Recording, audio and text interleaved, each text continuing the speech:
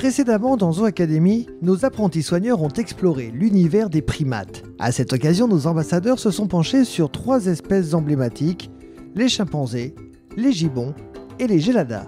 Quelle nouvelle découverte les attend aujourd'hui ?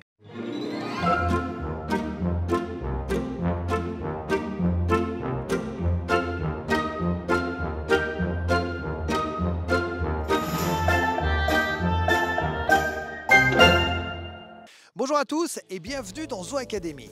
Les parcs zoologiques regorgent de métiers passionnants. Vous connaissez sans nul doute le métier de soigneur, on en parle souvent dans cette émission, ainsi que celui du vétérinaire, d'éthologue ou d'animateur pédagogique comme Agathe ou comme Laura. Mais il existe aussi des métiers un petit peu plus discrets, ceux de l'ombre, qui permettent aux visiteurs notamment de se promener dans les allées parfumées par les fleurs et profiter de magnifiques collections botaniques soigneusement entretenues. Aujourd'hui, vous l'aurez compris, avec nos apprentis soigneurs, nous allons découvrir le métier de jardinier paysagiste. Vous êtes prêts ? Ça tombe bien parce que ça commence maintenant.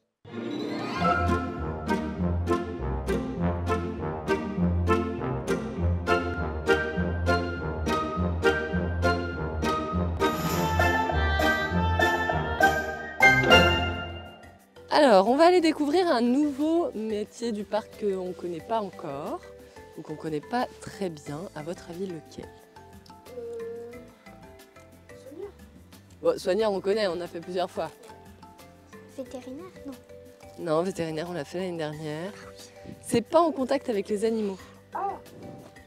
Jardinier. Ouais, on va découvrir le métier de jardinier paysagiste aujourd'hui. Ok. Donc sur le parc, on a une quinzaine de jardiniers paysagistes qui vont s'occuper de toute la végétation du parc. Donc par exemple à la rivière du Lion, ils vont s'occuper de toute la végétation pour que ça soit joli. Près des attractions, ils vont mettre des arbres et des plantes qui collent au thème. Par exemple dans la zone du fjord, qui est une zone nordique. Et du rapido. Et du rapido.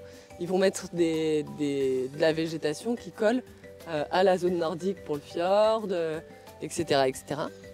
Et puis ils vont s'occuper aussi des plantes qu'on va mettre dans les enclos pour que ce soit des plantes qui ne soient pas dangereuses pour les animaux, qui ne soient pas toxiques, etc., etc. Donc nous aujourd'hui ce qu'on va faire c'est qu'on va aller rencontrer un jardinier et on va essayer de l'aider sur une de ses tâches. Et après on ira visiter toutes leurs zones où ils sont régulièrement. Ça vous va ?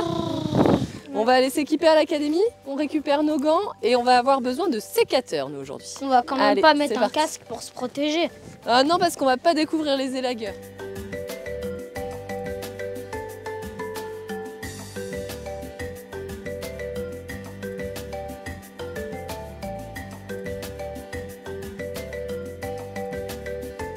Et je vous présente Julien du coup, qui travaille chez nous et il va présenter son métier et ce qu'il fait ici. Bonjour les enfants, je m'appelle Julien, je suis jardinier au PAL. Donc je m'occupe de l'entretien de tous les massifs du PAL.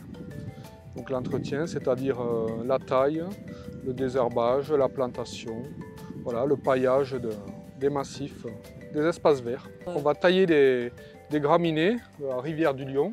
Donc voilà, on fait attention parce que ça taille et après on coupe. Vous voyez. C'est un peu long, vous voyez, on coupe avec le sécateur. Et après, on met les déchets dans le sac vert.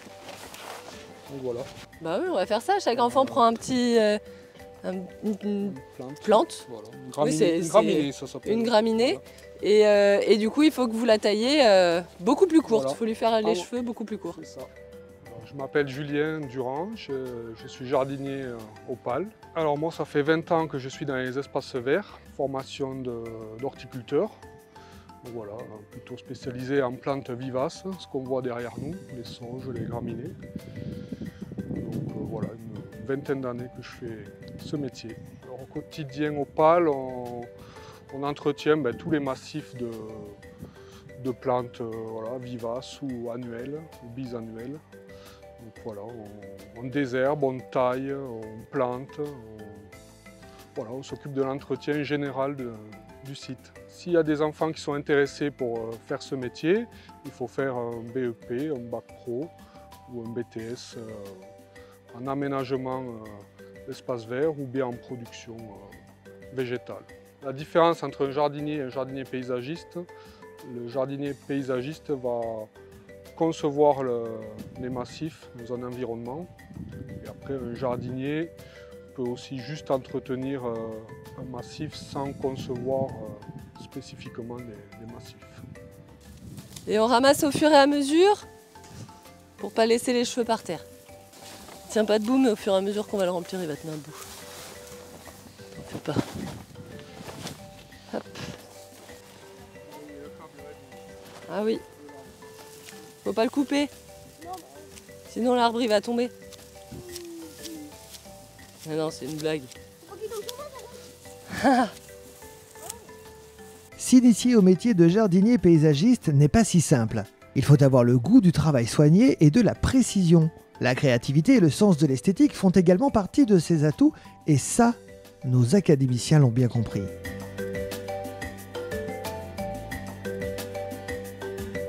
Ça vous a plu? Oui. Oui. Est-ce que vous avez des questions du coup à poser à Julien sur son métier, sur ce qu'il fait, sur tout ça? Oui. C'était après les restes de branches qu'on a ramassés, elles vont où après? Alors, on a une plateforme et on le met en compost pour les animaux. Quand c'est des petites branches, des brindilles comme ça va en compost. Et quand c'est des plus grosses branches comme l'arbre que vous avez derrière, on le broie avec une machine pour faire des petits copeaux. Voilà. Et après, c'est des copeaux que vous retrouvez par terre pour éviter que l'herbe pousse. Est-ce que vous voulez qu'on aille voir la plateforme de compostage? Ah ouais. Eh ben on va aller faire ça. Alors vous n'avez pas d'autres questions pour Julien tant qu'il est là? Non. Non, c'est bon? Eh ben merci beaucoup Julien. Avec plaisir.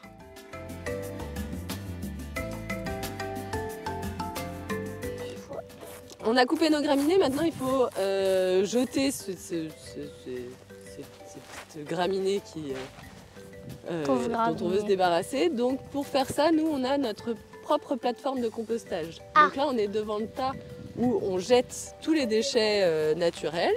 Donc La botte de foin. la plante, la botte de foin parce que vous avez vu elle est noircie, donc c'est qu'en fait elle a commencé à pourrir, elle a pris l'humidité et ça a commencé à faire se décomposer le foin, donc on ne peut pas la donner à nos animaux. Donc dans ce tas-là, il va y avoir tous les déchets végétaux sauf les branches, parce que les branches ça met trop de temps à se décomposer, et tous les déchets naturels de nos animaux, donc tous les cacas, et la litière, donc tout ce qui est quand la litière est en paille ou en copeaux, on va tout jeter ici. Okay, donc nous on peut vider notre sac. Qui veut vider le sac? Moi. Bah allez-y ensemble. Allez, dans le caca. Et là-bas c'est des graminées comme nous on a coupé, Attends. mais c'est une autre variété de graminées qui a été coupée. Attends. Mais pas dans le caca. Non, mais ils Si, ont mis on le s'en sac. fiche. Ils ont mis le sac. Attends. C'est bon. Non. Mais mets-le normalement. C'est bon. Non, oui. Attends, je vérifie.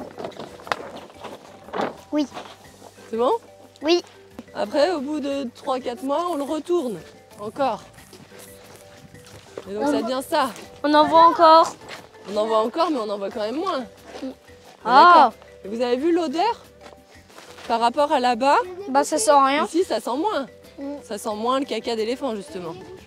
T'as le nez bouché, bah, c'est pas toi qui sentiras. Et après, ici c'est encore en train de se décomposer. Et donc on va le retourner encore une fois. Là on arrive au dernier tas. Et ce dernier tas-là, on voit plus trop les cacas. Alors il y a des choses qui sont agglomérées, hein, mais on voit pas trop les cacas. Et si je le prends et que je vous fais sentir, déjà on dirait de la Ça terre sent rien. visuellement. Ça sent rien. Il y a juste des cailloux. Ça n'a pas d'odeur. Hein. Et vous voyez, ça ressemble plus du tout au caca de nos animaux ou au foin ou aux graminées que nous on a acheté. Et tout le jus, il est récupéré là-bas, dans le bassin. Parce que vous avez vu, tous les tas, il coule, cette espèce de jus de compost. Et ça va arriver dans ce bassin. Et ce bassin, ça va nous permettre de remplir en partie notre cuve d'arrosage. On va le remettre de l'eau en plus avec et ça va faire un engrais. Merci Agathe. Il est temps maintenant de se rendre dans l'antre des jardiniers, le lieu où tout leur matériel est rangé. Et donc là, on a les débroussailleuses pour faire les bords de clôture. Là, lui, on peut pas le rater. Lui, on peut pas le rater, ce gros tracteur. Après, ils en ont d'autres, hein, mais là, comme ils sont tous sur le terrain en train de travailler, c'est compliqué. Et ça, c'est effectivement ce qui va broyer les branches. Ici, ils vont avoir aussi un autre outil qu'ils utilisent beaucoup. Ouais, les souffleurs qu'ils vont pas mal utiliser. Ça, est-ce que vous savez ce que c'est là-dedans? Une tronçonneuse. Non. Alors ça, c'est pas la tailleur de tronçonneuse, haie. c'est la tailleuse. Si vous regardez, il va avoir des dents qui avancent comme ça. C'est pas du tout les mêmes dents que la tronçonneuse. Qu'est-ce qu'on a d'autre de rigolo ici? Des On a panneaux. le principal. Des panneaux. Des panneaux? Ah, les panneaux des plantes.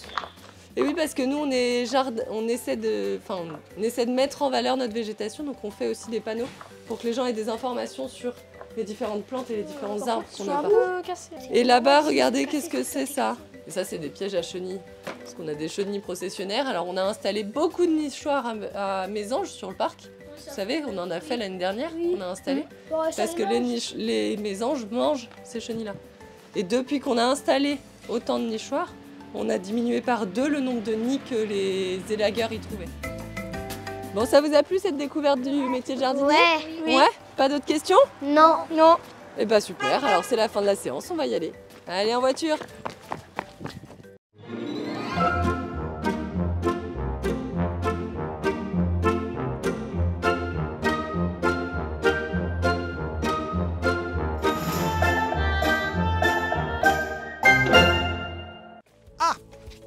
Vous êtes là.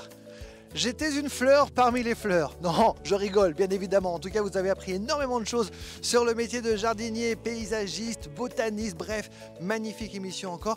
Ah, vous en avez encore envie? Ça tombe plutôt bien. On est d'ores et déjà en train de préparer l'émission de la semaine prochaine. Vous souhaitez en savoir un peu plus? Restez avec nous, un petit jingle, quelques images et nous on se retrouve très vite. Salut! Dans le prochain épisode, nos soigneurs engagés découvriront les actions menées par le parc zoologique Le Pal pour réduire et recycler les déchets. À cette occasion, ils transformeront un déchet récurrent en un enrichissement pour les chimpanzés et poseront leurs questions à Guillaume Picard, responsable pédagogique du parc. À très bientôt dans Zoo Academy.